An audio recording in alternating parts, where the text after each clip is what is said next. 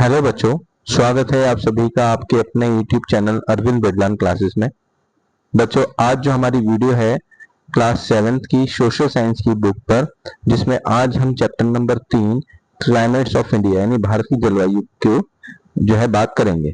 ठीक है, तो ये जो वीडियो है बच्चों, ये भारत की जलवायु के ऊपर है। आज हम इसमें भारत की जलवायु की विशेषताओं को देखेंगे, जलवायु को प्रभावित करने वाले कौन से कारक होते हैं जलवायु में, और बोल सकते हैं मौसम में क्या फर्क होता है, इनमें क्या अंतर होता है। तो आज हम इस वीडियो के माध्यम से जानने का प्रयास करेंगे। ठीक है, और जो बच्चे चैनल से नहीं जुड़े हैं बेटा, चैनल को सब्सक्राइब कीजिएगा, वीडियो अच्छी लगे तो उसको लाइक कीजिएगा और दूसरे बच्चों को भी शेयर कीजिएगा ताकि वो भी इस वीडियो को देखकर चैप्टर को समझ सके। ठीक है, क्योंकि चैप्टर बहुत इंपॉर्टेंट है और यहाँ से भी प्रश्न आते हैं।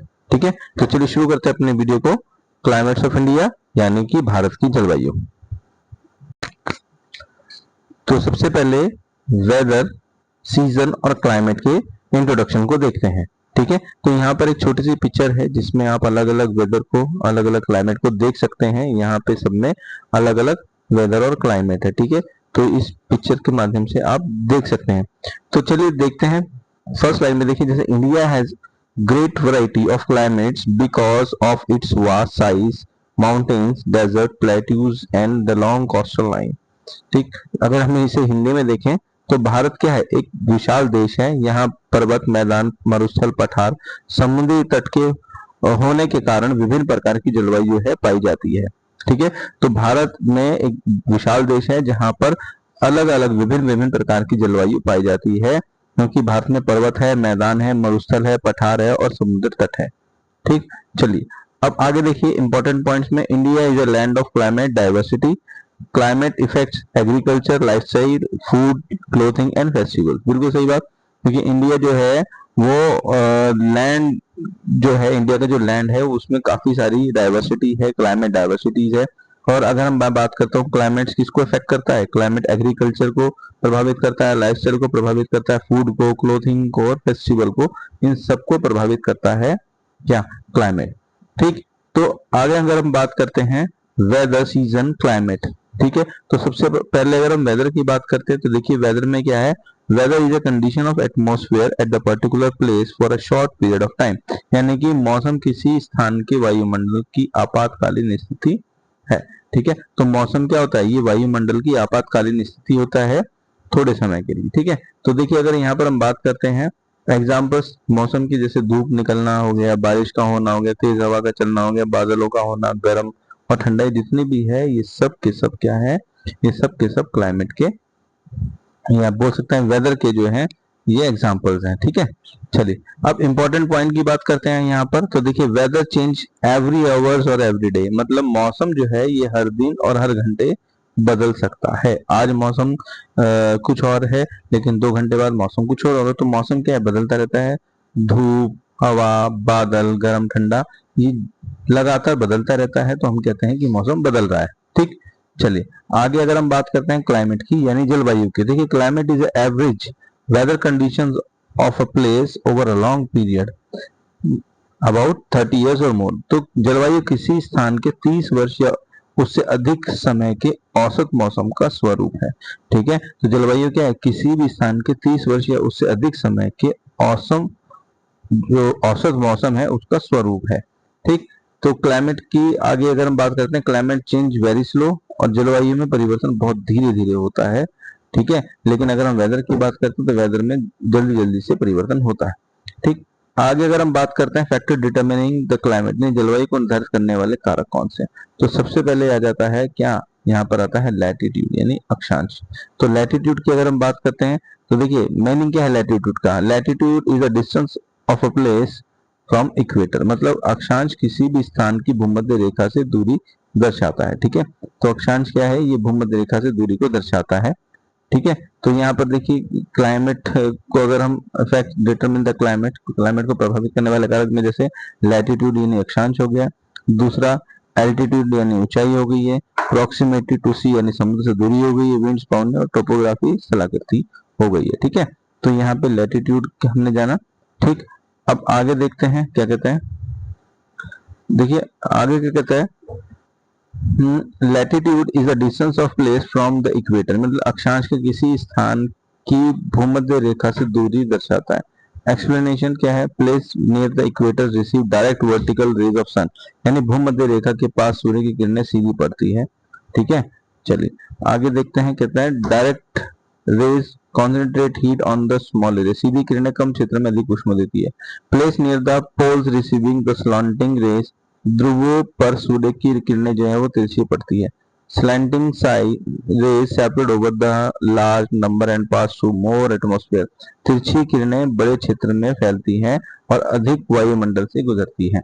ठीक है, तो यहाँ पर किरणों की बात हो रही है कि अगर जो है छोटी किरणें होंगी तो इतने प्रभावित नहीं करती जितना जो है तिरछी और बड़ी किरणें प्रभावित करती हैं। ठीक, तो यहाँ पर देखिए अगर एग्जाम्पल की बात करते हैं तो एग्जाम्पल में क्या है, कन्याकुमारी है, निकोबार आइलैंड है, warm through out the year, मतलब कन्याकुमारी और निकोबार द्वीप वर्ष भर गर्म रहते हैं, जबकि श्रीनगर कूल क्लाइमेट, श्रीनगर जो है क्या ये अपेक्षाकृत ठंडा रहता है। ठीक है, तो अगर अंडमान निकोबार की बात करते हैं तो अंडमान निकोबार में पूरे साल गर्मी रहती है।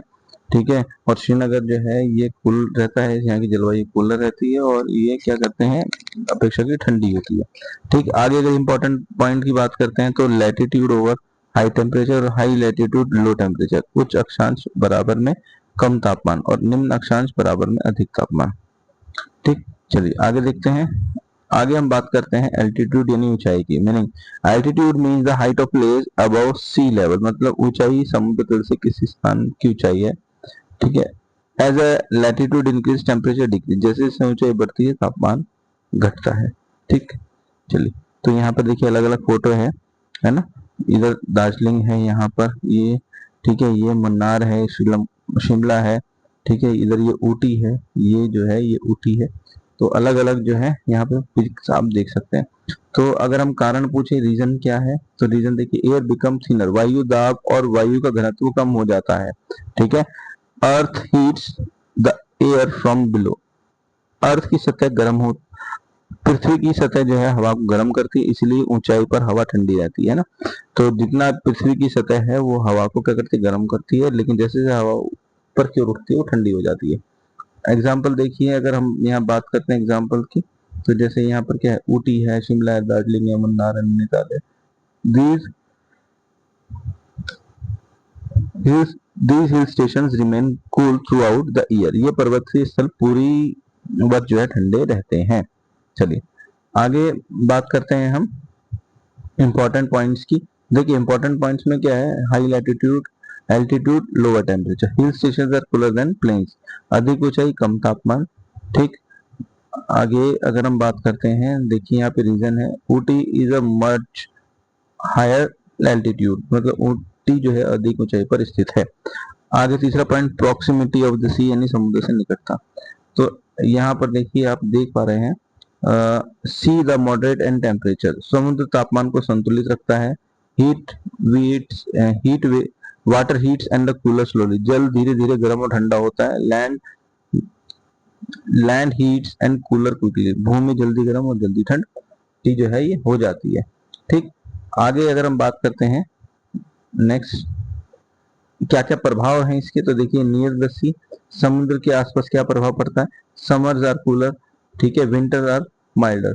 तो समुद्र के पास क्या होता है, गर्मियां कम, गर्मी में गम जो गर्मियों में जो गर्म है ये कम हो जाती है। ठीक है, और सर्दियों में ठंडी जो है कम हो जाती है। ठीक, चलिए एग्जाम्पल देखते हैं इसका, तो इसके एग्जाम्पल देखिए जैसे शहरों में मुंबई है, समर में इतना डिग्री टेम्परेचर, विंटर में इतना, नागपुर समर में 44 डिग्री सेल्सियस और विंटर में 10 डिग्री सेल्सियस। ठीक, चलिए नेक्स्ट आगे हम पहुंचते हैं। इंपॉर्टेंट पॉइंट देखिए क्या है, coastal areas have a moderate climate, मतलब कोस्टल एरिया का जो क्लाइमेट है वो मॉडरेट है। Inland areas have extreme climate, तटीय क्षेत्रों की जलवायु समशीतोष्ण होती है। ठीक, चलिए अब यहाँ पर हम बात करते हैं विंड्स यानी पवनों की। तो देखिए पवनें एक ही डायरेक्शन में बहती हैं, तो साइक्लोनिक सर्कुलेशन है यहाँ पर। अब यहाँ देखिए क्या लिखा है, अगर मैं एक्सप्लेनेशन की बात करता हूँ, विंड्स कैरी वार्म और cool air from one place to another, यानी पवनें जो है ये गर्म और ठंडी हवाओं को एक स्थान से दूसरे स्थान पर ले जाती है। क्या इसके प्रभाव है, ड्राई डेजर्ट्स में, ठीक है, और कॉज हीट वेव्स ज्यादा चलती है, bring hot and dry weather, ठीक है ना। तो मौसम जो है वो क्या होता है, गर्म और ड्राई होता है। तो इसमें देखिए अगर हम बात करते हैं तो यहाँ पर रेगिस्तानी शुष्क हवाएं चलती है, लू आती है, तापमान बढ़ता है। Cold winds from the Himalaya और हाउस कोल्ड वेव्स, तो हिमालय से आने वाली ठंडी हवाएं शीत लहर लाती है। सी विंड्स ब्रिंग मॉइस्चर और कॉज रेनफॉल, तो हवाएं, समुद्री हवाएं जो नरमी और वर्षा लाती हैं। ठीक है, चलिए आगे देखते हैं इसको हम।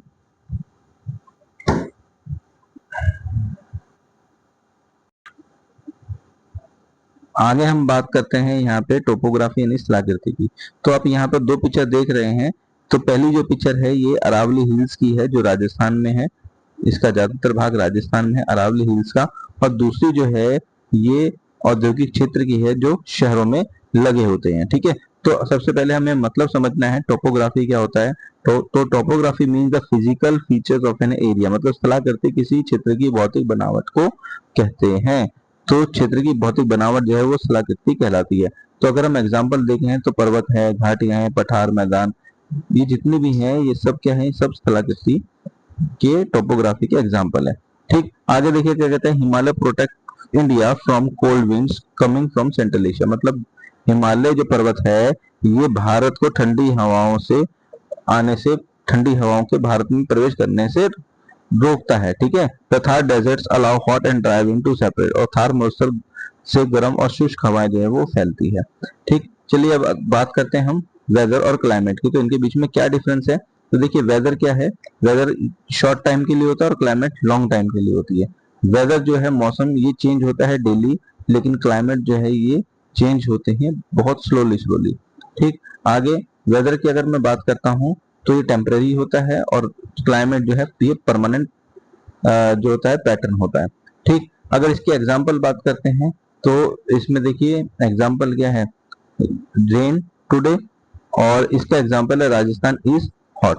ठीक है, तो यहाँ पर हमने वेदर की बात करी और क्लाइमेट की बात करी, तो हम बोल सकते हैं कि वेदर में एग्जाम्पल है क्या, रेन टुडे, और क्लाइमेट में एग्जाम्पल है राजस्थान इज हॉट। ठीक, चलिए अब बात करते हैं सीजन यानी ऋतुएं की।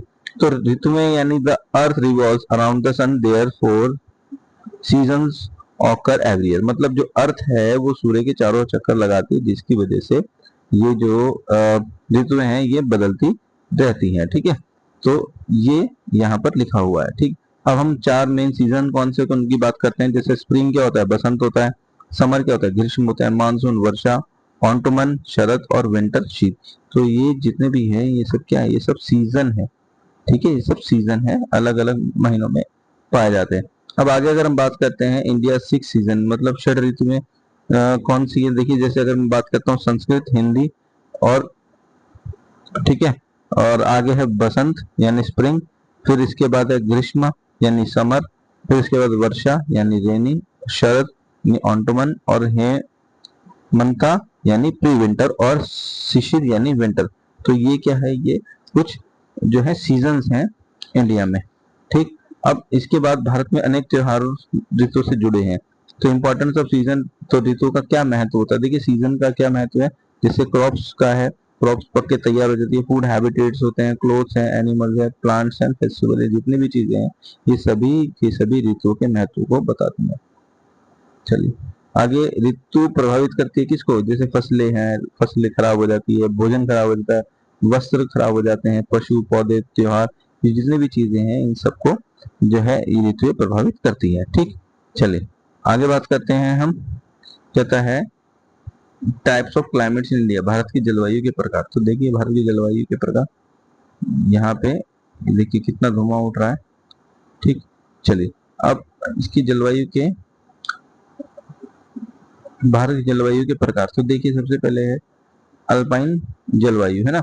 अल्पाइन जलवायु मतलब कौन से क्षेत्र में, हिमालय में है। फीचर वेरी कोल्ड विंटर है, स्नोफॉल है, कोल्ड समर है। तो इसकी अगर हम बात करते हैं हिंदी में, अत्यधिक ठंडियां हैं, हिमपात है, और ठंडी गर्मियां। नेक्स्ट आगे आगे हम बात करते हैं टेम्परेट यानी क्लाइमेट, टेम्परेट क्लाइमेट यानी समशीतोष्ण जलवायु। ठीक है, तो ये इसकी रीजन है, हिल स्टेशन एग्जांपल है Shimla, Darjeeling, Nainital. Features moderate summers on moderate winter. ठीक, चलिए ये एग्जांपल हो गए। आगे है तीसरा सब ट्रॉपिकल क्लाइमेट यानी उपोष्ण कटिबंधीय जलवायु। Northern plains feature hot summer, cold winter, major और वीट। ये जितने भी हैं ये सब उष्णकटिबंधीय जलवायु के एग्जाम्पल हैं। ठीक, आगे है एरिड क्लाइमेट यानी शुष्क जलवायु। थार डेजर्ट है, इसके फीचर क्या है एरिड क्लाइमेट के कि very hot days, cool nights and very little rainfall. तो ये शुष्क जलवायु के एग्जाम्पल है। ठीक, आगे अगर हम बात करें ट्रॉपिकल वेट क्लाइमेट यानी कि उष्ण कटिबंधीय जलवायु, आर्द्र जलवायु की। ठीक है, तो ये जो उष्ण कटिबंधीय आर्द्र जलवायु है ये कौन से प्रदेशों में है? जैसे अगर हम बात करते हैं भारत के वेस्टर्न कोस्ट में जलवायु पाई जाती है। ठीक है, अगर हम बात करते हैं ये भारत साउथ इंडिया है हमारा ये। ठीक है, तो ये जो वेस्टर्न कोस्ट है मतलब ये वाला जो एरिया है सारा, यहाँ पर इस तरह की जलवायु पाई जाती है। ठीक है, तो ये वाला कोस्ट हो गया हमारा वेस्टर्न कोस्ट। तो इस जलवायु के फीचर्स क्या है? तो पहला फीचर जैसे हैवी रेनफॉल्स, काफी तेज बारिश होती है, ह्यूमिड वेदर रहता है। ठीक है, और अगर हम बात करते हैं क्रॉप्स की कौन कौन सी फसलें यहाँ उगाई जाती हैं, तो सबसे पहले देखिए जैसे राइस, धान और मसाले। तो ये जो फीचर्स हैं ये ट्रॉपिकल वेट क्लाइमेट के हैं यानी उष्ण आर्द्र जलवायु के हैं, उष्ण कटिबंधीय आर्द्र जलवायु। ठीक, चलिए आगे बात करते हैं हम। 6 नंबर पर आती है हमारी जलवायु सेमी एरिड क्लाइमेट यानी अर्ध शुष्क जलवायु। ठीक है, अर्ध शुष्क जलवायु मतलब कौन से रीजन में पाई जाती है? ये डेक्कन प्लेटू में पाई जाती है। तो अगर जैसे ये भारत है हमारा, साउथ भारत है, तो साउथ भारत में ये वाला जो हिस्सा है हमारा ये सारा डेक्कन प्लेटू का है। तो ये जलवायु जो है अर्ध शुष्क जलवायु ये इस डेक्कन प्लेटू में पाई जाती है। इसकी विशेषताएं क्या है, इसके फीचर्स क्या है? हॉट समर्स, गर्मियां जो है काफी हॉट होती है, गर्म होती है, गर्मियों में गर्मी होती है।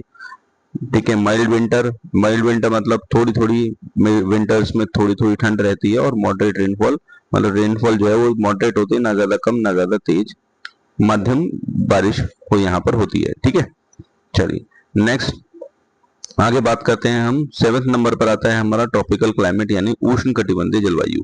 उष्ण कटिबंधीय जलवायु जिसमें अगर हम बात करते हैं इसके क्षेत्र की, भारत में कौन कौन सी रीजन में होती है, जैसे ईस्टर्न इंडिया, साउथर्न इंडिया। ठीक है, तो पूर्वी भारत और दक्षिणी भारत में ये उष्ण कटिबंधीय जलवायु पाई जाती है। इसके फीचर्स क्या हैं? Warm climate throughout the year मतलब पूरे साल जो है गर्म जलवायु रहती है। Wet and dry season due to monsoon. ठीक है, शुष्क और आर्द्र जो है वो सीजन मतलब ऋतु होती है वो शुष्क और आर्द्र होती है। ठीक है, मानसून की वजह से। ठीक, तो इस तरीके से ये फीचर्स हैं हमारे उष्णकटिबंधीय जलवायु के। नेक्स्ट आगे अगर हम बात करते हैं यहाँ पर मानसून, तो ये देखिए आप देख रहे हैं यहाँ पे। तो सबसे पहले पॉइंट अगर हम लेते हैं मानसून में, तो ये आता है हमारा मानसून जिसे हम कहते हैं साउथ वेस्ट मानसून यानी दक्षिण पश्चिम मानसून। तो साउथ वेस्ट मानसून होता क्या है, देखिए इसको समझने के लिए जैसे ये हमारा भारत का साउथ भारत का हिस्सा है और यहाँ पर अरब सागर है। तो ये वाली साइड जो होती है हमारी ये होती है वेस्ट और ये होती है साउथ। तो इधर से जो हवाएं आती है, इधर से जो भी मानसूनी हवाएं आती हैं उनको साउथ वेस्ट मानसूनी हवाएं या साउथ वेस्ट मानसून कहते हैं। तो हमारे भारत में सबसे ज्यादा बारिश जो है 70% बारिश जो है भारत में यही साउथ वेस्ट मानसून की वजह से होती है। ठीक, तो इसके देखते हैं इसके बारे में। जैसे यहाँ लिखा हुआ है दक्षिण पश्चिम मानसून भारत में जून से जुलाई के बीच वर्षा लाने में लाने वाली प्रमुख पवनें हैं। तो जो दक्षिण पश्चिम मानसून होता है ये जून से जुलाई के बीच में वर्षा लाता है। ठीक है, south west monsoon brings most of rains fall India rainfall from June to July. ठीक, नेक्स्ट इसके इंपॉर्टेंट पॉइंट अगर हम बात करते हैं तो देखिए इसमें लिखा भी हुआ है जून में मानसून भारत के दक्षिणी सिरे से प्रवेश करता है। देखिए अगर ये भारत है तो यहाँ पर अगर स्टेट केरल है तो सबसे पहले अगर कोई बारिश होती है इस मानसून की वजह से तो वो केरला में होती है। तो हम कह सकते हैं कि केरला में जो है दक्षिण पश्चिम मानसून सबसे पहले अगर किसी जगह पर बारिश करता है तो वो भारत का स्टेट केरल है। उसके बाद ये धीरे धीरे भारत के आगे तक फैलता चला जाता है। ठीक, तो यहाँ पे देखिए जुलाई के मध्य तक पूरे भारत में फैल जाता है।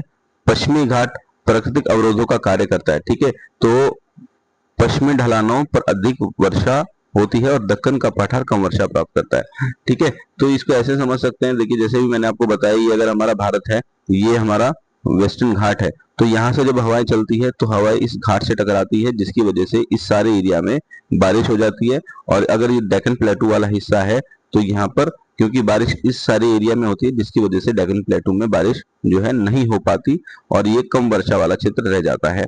ठीक, चलिए आगे देखते हैं। आगे है हमारा विंटर और नॉर्थ ईस्ट मानसून, यानी शीतकालीन यानी उत्तर पूर्वी मानसून।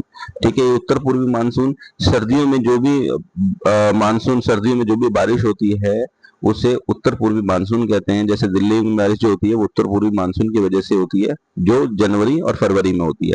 ठीक, तो सर्दियों में हवाओं की दिशा बदल जाती है। In winter winds reverse direction, ये हवाएं स्थल से समुद्र की ओर चलती है। देखिए जैसे अगर मैं यहाँ पे नक्शे के माध्यम से समझाऊंगा बच्चों को, तो जैसे अगर ये भारत का नक्शा है, इसको हम थोड़ा सा नक्शे से समझेंगे तो बेटर रहेगा। ये हमारा, ये देखिए यहाँ ये है नॉर्थ ईस्ट। ठीक है, नॉर्थ ईस्ट मतलब ये वाला और ये वाला। ठीक है, तो हवाएं जो है यहाँ, ये सारा स्थल होता है, ये सारा जमीन है और इधर सारा पानी है। तो हवाएं जो है यहाँ से स्थल से समुद्र की ओर, इस डायरेक्शन से इस डायरेक्शन की ओर चलती है। तो हवा जब यहाँ समुद्र की ओर आती है तो समुद्र से जो है वो पानी जो है सूख लेती है ये हवाएं, और फिर ये यहाँ भारत में आकर बारिश करती है। ठीक है, तो इसीलिए इनको बोला जाता है नॉर्थ ईस्ट मानसून। ठीक है, यहाँ से फिर ये धीरे धीरे धीरे धीरे करके ऊपर जाती है और दिल्ली से साथ दूसरे राज्यों में भी ये बारिश करती है। ठीक, तो जैसे जैसे आगे बढ़ती चली जाती है वैसे वैसे इसकी बारिश की वर्षा की क्वांटिटी इसमें कम हो जाती है। ठीक, इसीलिए बोला गया है ये हवाएं स्थल से समुद्र की ओर चलती है।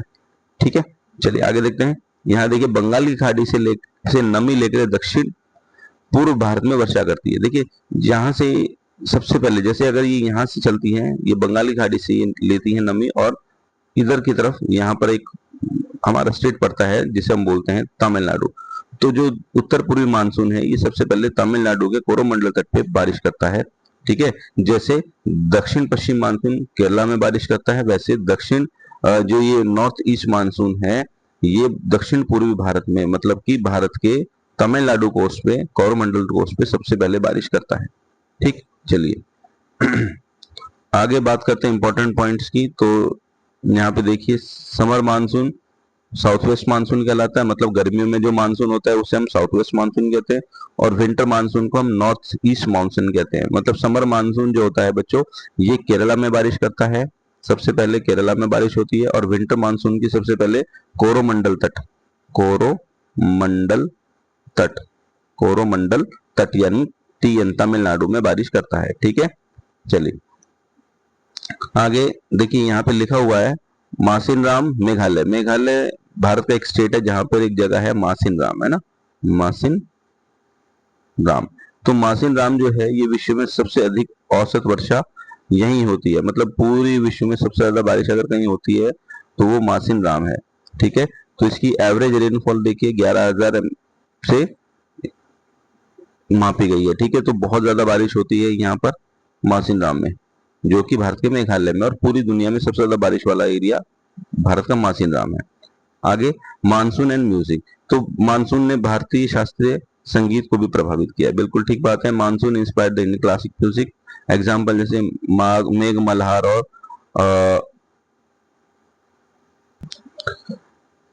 अमृत वार्षिणी। ठीक है, तो ये कहीं ना कहीं नाम जो है हमारे मानसून से प्रभावित होते हैं, और हम ये कह सकते हैं कि मानसून जो है ये भारतीय संगीत को भी प्रभावित करता है, क्योंकि ये जो नाम है मेघ मल्हार और अमृत वार्षिणी ये मानसून से लिए गए हैं। ठीक है, चलिए आगे देखते हैं। भारत में लोग प्रकृति को देखकर मानसून का अनुमान लगा लेते हैं। People predicate monsoon by observing nature. तो जैसे मछलियों का सतह पर आना, ये मानसून, इससे लोगों को पता लगता है अभी मानसून आने वाला है। ठीक है, अमलतास का फूल खिलना और कौवों का ऊंचे और नीचे घोंसले बनाना, तो इससे कहीं ना कहीं पता लग जाता है लोगों को कि भाई मानसून जो है आने वाला है। तो इस तरीके से ऑब्जर्विंग होती है। ठीक, चलिए आगे हम बात करते हैं। यहाँ पे इंपॉर्टेंट है क्लाइमेट एंड आवर लाइफ, जलवायु और हमारा जीवन। तो जलवायु हमारे जीवन, संस्कृति और अर्थव्यवस्था को प्रभावित करता है। बिल्कुल सही बात है। क्लाइमेट जो होता है ये हमारे जीवन को, हमारी संस्कृति और अर्थव्यवस्था को प्रभावित करता है। ठीक है, जैसे एग्जाम्पल की अगर हम बात करते हैं, कई सारे फेस्टिवल्स होते हैं जो जलवायु को देख के मनाए जाते हैं, है ना। मानसून के सीजन में मनाए जाते हैं, या कह सकते हैं कि जब फसल कटती है तो जैसे जैसे ऋतुएं चेंज होती है तो उस हिसाब से फेस्टिवल्स मनाए जाते हैं। एग्रीकल्चर को प्रभावित करता है, हमारे क्लोथ्स को प्रभावित करता है और हमारे फूड हैबिट्स को प्रभावित करता है। तो हम कह सकते हैं कि क्लाइमेट जो है कहीं ना कहीं हमारी संस्कृति और हमारे जीवन को प्रभावित करता है। ठीक है, तो यहाँ पर देख सकते हैं आप अलग अलग त्योहार जो है मनाए जाते हैं। जैसे यहाँ पर देखिए, आप देखते हैं बिहू, ये असम में मनाया जाने वाला त्योहार है बिहू। आगे देखिए यहाँ पर है छठ पूजा। ठीक है, ये दिवाली के बाद मनाई जाती है। और मकर संक्रांति जो है ये जनवरी में मनाया जाता है, जनवरी फरवरी में। इसके बाद अगर हम बात करते हैं, देखिए बैसाखी की अप्रैल में मनाया जाता है। तो ये आप देख सकते हैं किस तरीके से ये त्योहार मनाए जाते हैं सीजन के अलग अलग मंथ में। पोंगल जो है ये तमिलनाडु में मनाया जाने वाला त्योहार है पोंगल। ठीक है, और ये हार्वेस्ट मतलब फसलों की कटाई के लिए मनाया जाता है। ठीक है, ये देखिए नॉर्थ ईस्ट, नॉर्थ भारत में, नॉर्थ ईस्ट भारत में है, मतलब कि अगर हम बात करते हैं नॉर्थ ईस्ट इंडिया की, वहां मनाया जाने वाला त्योहार है। तो ये सब अलग अलग त्योहार है, अलग अलग कल्चर दिखाते हैं ये सब हमें। ठीक है, ये गुड़ी, ये देखिए गुड़ी पाड़वा है यहाँ पर, ये है गुड़ी पाड़वा। ठीक है, इसके बाद लोहड़ी है, ओणम है। तो ये सब अलग अलग फेस्टिवल्स हैं जो हमारे देश में मनाए जाते हैं। ठीक है, तो जैसे अगर बिहू की बात करते हैं हम, तो बिहू जो है ये फसलों की कटाई पे मनाया जाता है। पोंगल फसलों की कटाई की खुशी में मनाया जाता है। बैसाखी भी फसलों की कटाई में की खुशी में मनाया जाता है। छठ पूजा जो है सूर्य की पूजा के उपलक्ष्य में मनाई जाती है। लोहड़ी जो है विंटर्स में मनाई जाती है। ओणम ये भी फसलों की कटाई के लिए मनाया जाता है। और गुड़ी पाड़वा जो है न्यू ईयर किस एक तरीके से माना जाता है। और मकर संक्रांति भी हार्वेस्ट यानी फसलों की कटाई के लिए मनाया जाता है। ठीक है, तो ये अलग अलग त्योहार जो है ये हमारे देश में सेलिब्रेट करते हैं। तो कह सकते हैं कि क्लाइमेट कहीं ना कहीं हमारी संस्कृति को और हमारे त्योहारों को भी प्रभावित करता है। ठीक है, आगे हम बात करते हैं क्लाइमेट एंड डिजास्टर की, यानी क्लाइमेट और डिजास्टर यानी कि आपदा। तो सबसे पहले अगर हम बात करते हैं इसमें साइक्लोन की। ठीक है, साइक्लोन, तो देखिए अगर हम बात करते हैं क्लाइमेट और डिजास्टर यानी जलवायु और आपदा क्या है, तो देखिए Bharat India's diverse weather patterns can cause natural disaster like cyclone, floods and landslide. ठीक है, तो भारत में इस तरह के जो ये हमारे वेदर है, जो वेदर है ये हमारा ये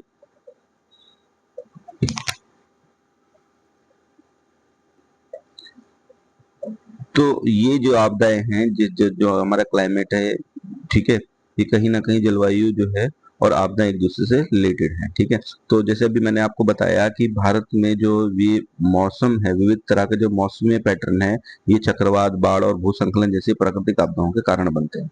ये आपदाएं लोगों के जीवन, कृषि और आधारभूत संरचना और अर्थव्यवस्था को प्रभावित करती है। बिल्कुल सही बात है कि जितने भी डेजर्ट्स, ये डिजास्टर्स होते हैं, ये हम लोगों के जीवन को, हमारी कृषि को, इंफ्रास्ट्रक्चर को और इकोनॉमी को प्रभावित करते हैं। ठीक है, तो चलिए देखिए सबसे पहले इसमें हम बात करते हैं साइक्लोन की यानी चक्रवात की। तो चक्रवात क्या है? Every year specially along India's eastern coast several cyclone occurs, मतलब कि हर वर्ष विशेषकर भारत के पूर्वी तट पर कई चक्रवात आते हैं। देखिए जैसे अगर मैं ये भारत का नक्शा बनाया है, तो ये वाला जो तट है हमारा, ये पूर्वी तट है और ये निम्न वायु दाब का क्षेत्र होता है। यहाँ पर निम्न वायु दाब का क्षेत्र है, लो प्रेशर एरिया होता है, जिसकी वजह से चक्रवात आते हैं। ठीक है, और आपने देखा भी होगा कि चक्रवात जो है किस तरीके से दिखते हैं, इस तरीके से ये चक्रवात बनते हैं। ठीक है, ये इस तरीके से बनते हैं और ये तटों पे टकराते हैं, जिसकी वजह से खूब तेज बारिश और तूफान आता है। लोगों को अपना घर छोड़ के, वो लोग जो इधर तट के आसपास रहते हैं, वो उनको अपना घर छोड़ के किसी सेफ स्थान पे जाना पड़ता है। और ये हर साल आते हैं, खासकर इस पूर्वी तट पर। ठीक है, ये वाली जो साइड है, इस साइड ये चक्रवात बनते हैं। ठीक है, आगे देखिए, सम साइक्लोन्स बिकम हाईली डिस्ट्रक्टिव, कुछ चक्रवात अत्यंत विनाशकारी होते हैं। इफेक्ट्स ऑफ साइक्लोन, चक्रवात के प्रभाव। देखिए इसके प्रभाव, बिल्कुल सही बात है। क्या प्रभाव है? Loss of humans and animals life, मानव और पशुओं की मृत्यु हो जाती है। Damage of house and infrastructure, घर और आधारभूत संरचना को नुकसान होता है। अपरूटिंग ऑफ ट्रीज, पेड़ों को जो है ये पेड़ सब उखड़ जाते हैं, पेड़ हो गए, इलेक्ट्रिसिटी के पोल्स हो गए, ठीक है, टीन शेड्स हो गए, ये सबको उखाड़ देते हैं। और सॉइल इरोजन और मिट्टी का इससे कटाव भी होता है। तो ये बहुत चक्रवात जो होते हैं ये काफी भयंकर होते हैं और तरह तरह के चक्रवात जो है हमारे देश में हर साल आते रहते हैं। इन चक्रवातों को अलग अलग नाम से भी जाना जाता है। ठीक है, चलिए अब आगे जैसे हम बात करते हैं यहाँ पर role of Indian meteorological department. ठीक है, तो भारत मौसम विज्ञान विभाग, तो देखिए इसमें क्या है, the India meteorological department track the cyclone, जो ये भारत मौसम विज्ञान विभाग है, चक्रवात की निगरानी करता है। ठीक है, तो ये जो चक्रवात की निगरानी रखी जाती है हमारे भारतीय मौसम विभाग के द्वारा।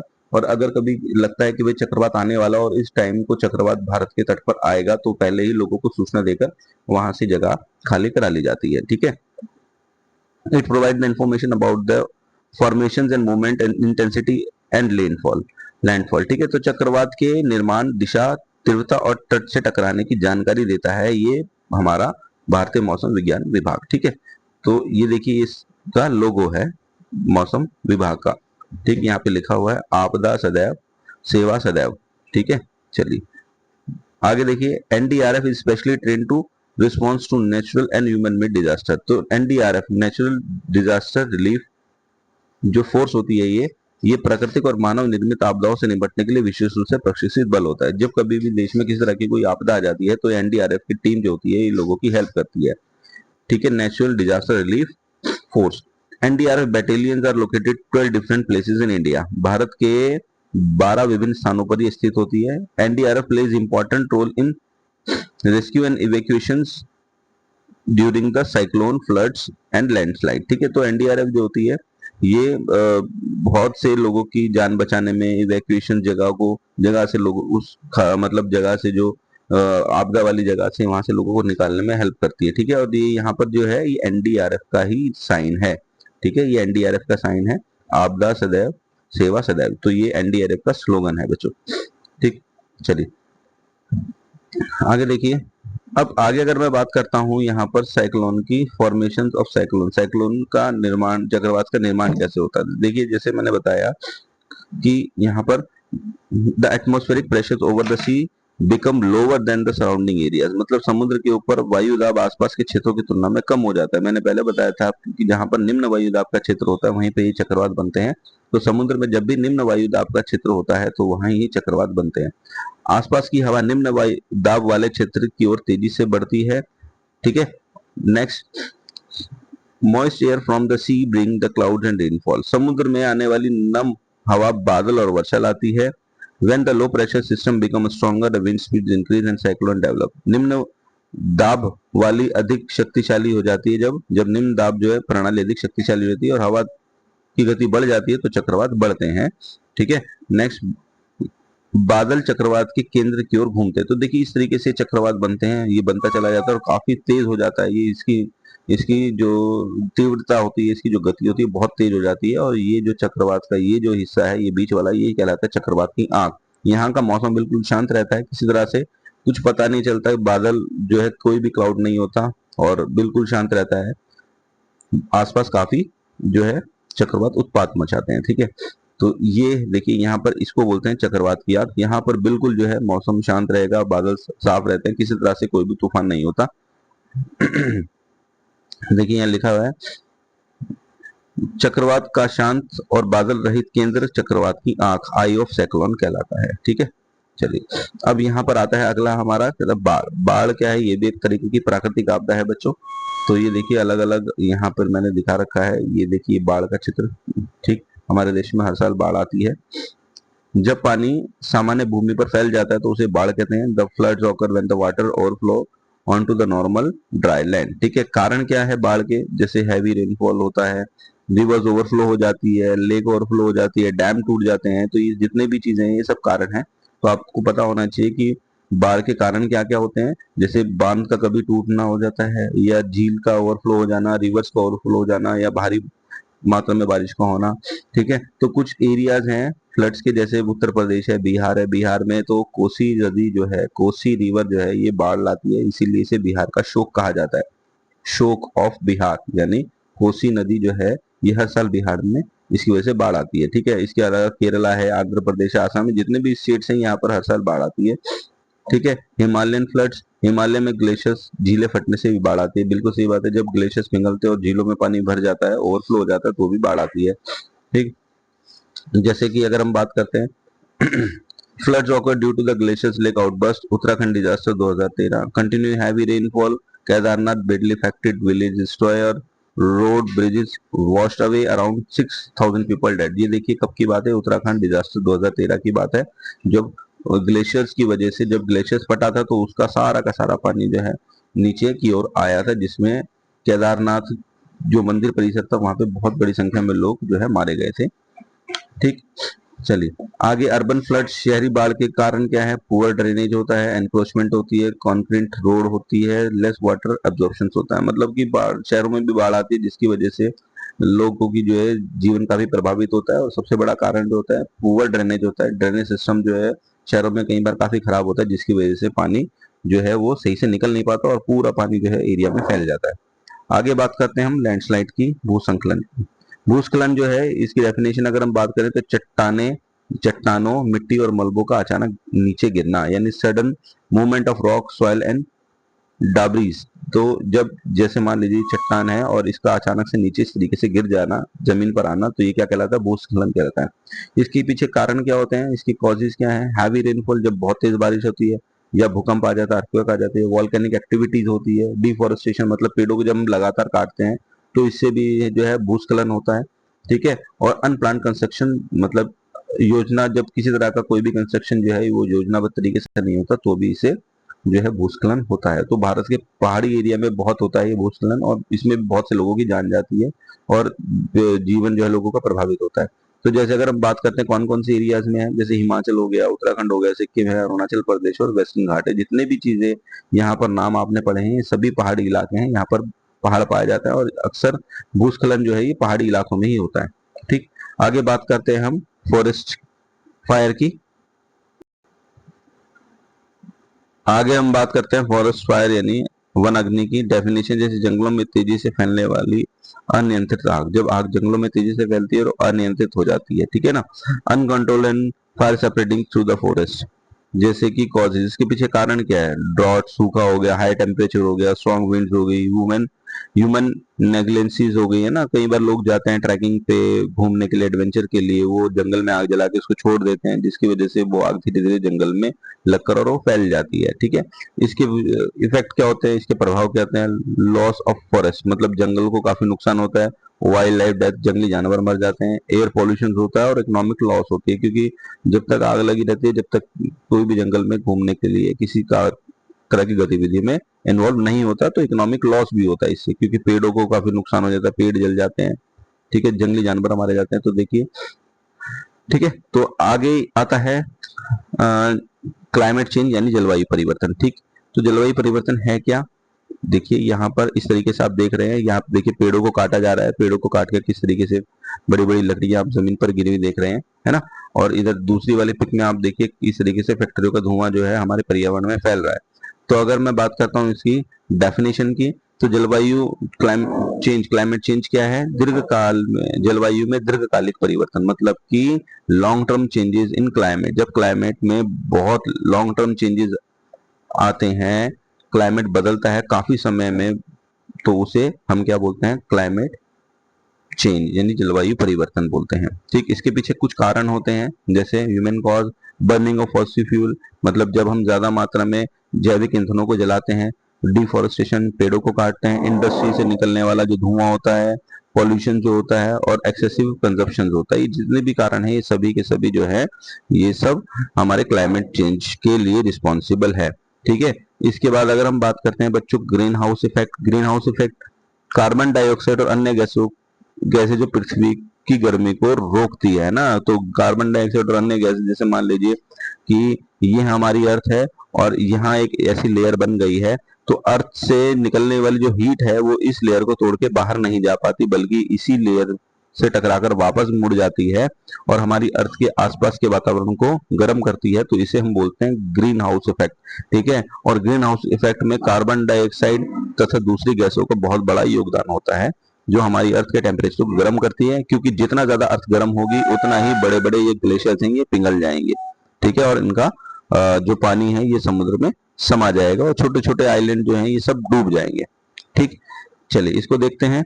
आगे कहते हैं green house gap trap the earth heat, यानी ये जो है अर्थ की हीट को जो है रोकता है और कहीं ना कहीं इससे अर्थ का टेम्परेचर जो है बढ़ता है और बढ़ने से जो बड़े बड़े ग्लेशियर्स हैं वो उन पर इफेक्ट पड़ता है।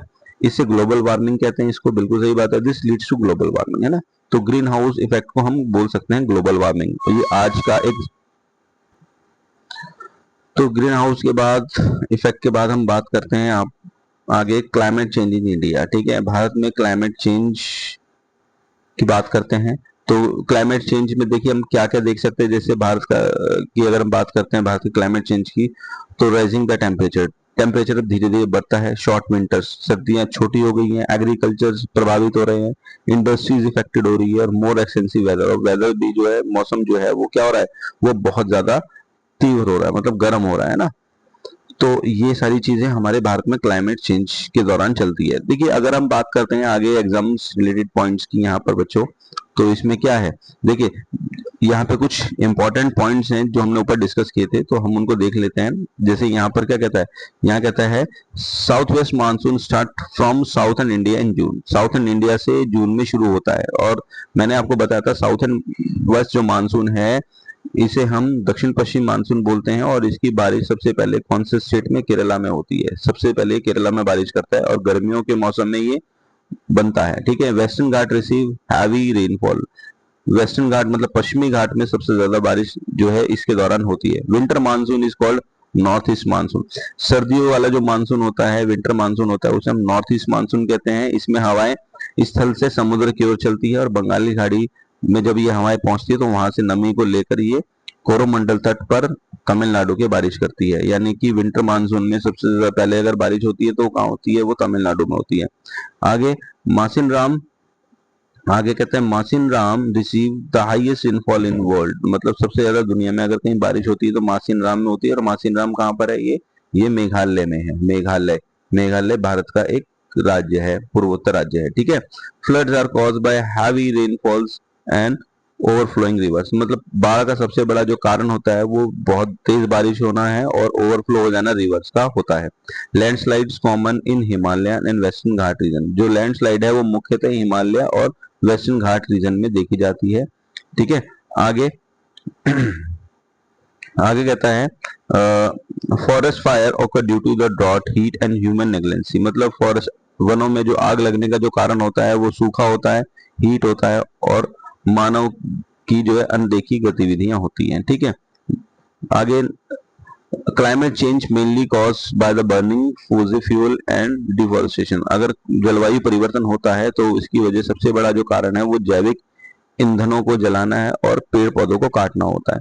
ठीक, नेक्स्ट हमने पढ़ा था greenhouse gas, greenhouse gas cause to global warming, global warming की वजह से जो है वो ग्रीन हाउस को हम जो ग्लोबल वार्मिंग है ये ग्रीन हाउस की वजह से होती है। ग्रीन हाउस गैसेस में CO2 यानी कार्बन डाइऑक्साइड और दूसरी गैसें होती है जो अर्थ के टेम्परेचर को लगातार बढ़ाती है। ठीक, आगे climate affect agriculture, festivals, economic and daily life, बिल्कुल सही बात है, क्लाइमेट जो होता है ये हमारे एग्रीकल्चर को, हमारे फेस्टिवल को, हमारी इकोनॉमी को और हमारी डेली लाइफ को प्रभावित करता है। ठीक है, तो इसी के साथ ये चैप्टर पूरा फिनिश होता है बच्चों। उम्मीद करता हूँ आपको समझ में आया होगा। अगर आपको कहीं कोई तरह की दिक्कत है तो आप कमेंट कर सकते हैं, और वीडियो को एक बार और फिर से देख सकते हैं ताकि आपको समझ में आ जाए। तो चैप्टर भी इंपॉर्टेंट है, हालांकि थोड़ा सा टफ है चैप्टर, लेकिन अगर आप वीडियो को बार बार देखेंगे तो आपको चीजें समझ में आ जाएंगी। ठीक है, तो उम्मीद करता हूँ आपको समझ में आया होगा। ठीक है, और बेटा जो बच्चे चैनल से नहीं जुड़े हैं चैनल को सब्सक्राइब कीजिएगा, वीडियो को लाइक कीजिएगा और दूसरे बच्चों को भी शेयर कीजिएगा। मिलेंगे फिर हम अपनी नेक्स्ट वीडियो पे, अपना ध्यान रखिए, अच्छे से पढ़ाई कीजिए, मिलते हैं फिर अपनी नेक्स्ट वीडियो पे। Thank you very much.